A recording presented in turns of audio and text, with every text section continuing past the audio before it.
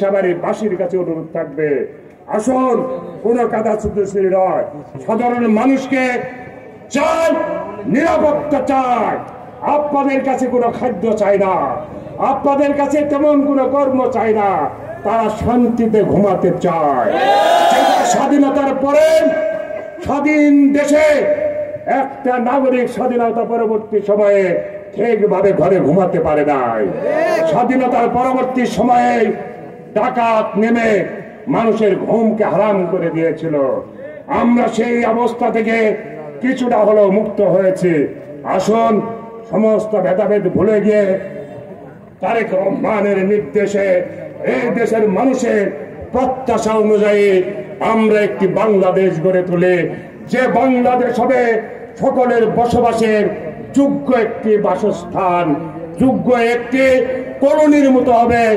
আসুন আমরা যে দেশ যত সভ্য সেই দেশ তত উন্নত, যে দেশের মানুষ যত শৃঙ্খল সেই দেশ তত দারিদ্রতায় ভুগছে।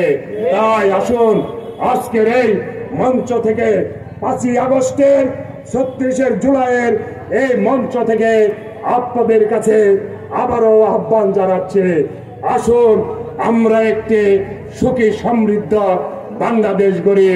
31 দফার ভিত্তিতে আমরা বেগম খালেদা জিয়ার আজ পর্যন্ত আপনারা শুনেছেন তার মুখ থেকে খারাপ কোন আলাপ আলোচনা? উনি 24-এর 5 তারিখে দেশ মুক্ত হয়েছেন, কয়েকদিন পরে আমাদের নেত্রী মুক্ত হয়েছেন। আজ পর্যন্ত একটি কথাও তিনি দেশের এবং অন্য কারো বিরুদ্ধে বলেন নাই। এটি প্রমাণিত হয়েছে সারা বাংলাদেশের যদি নির্ভরযোগ্য একজন নেত্রী থাকে সেটা বেগম খালেদা জিয়া।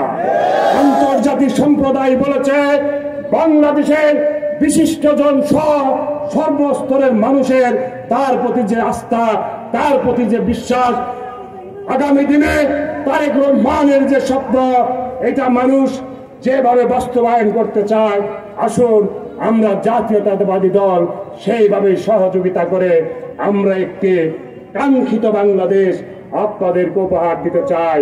বিগত দিনের সমস্ত ভুল ভ্রান্তিকে ক্ষমা সুন্দর দৃষ্টিতে দেখে আসুন আমরা এই দেশের উন্নয়নের ব্যাপারে, দেশকে ঐক্যের ব্যাপারে আমরা এক হই। আরেকটি কথা বলবো, আজকে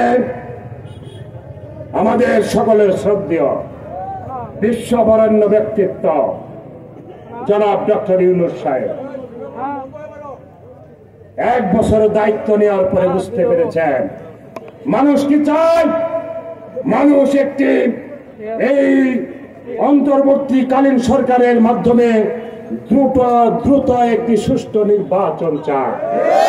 সেই নির্বাচন নিয়ে আপনাকে অনেকেই বিভ্রান্ত করার চেষ্টা করে, কিন্তু এই জাতি, এই দেশের মানুষ বিশ্বাস করে বিশ্ববরেণ্য ব্যক্তিত্ব বাংলাদেশে যিনি আছেন ডক্টর